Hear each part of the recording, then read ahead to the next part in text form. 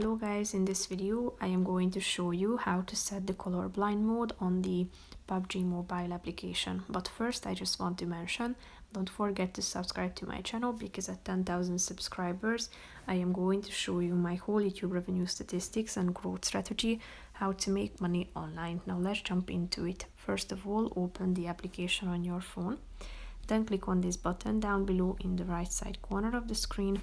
Then tap on settings. Click on graphics and audio in the left side column, which is the third option.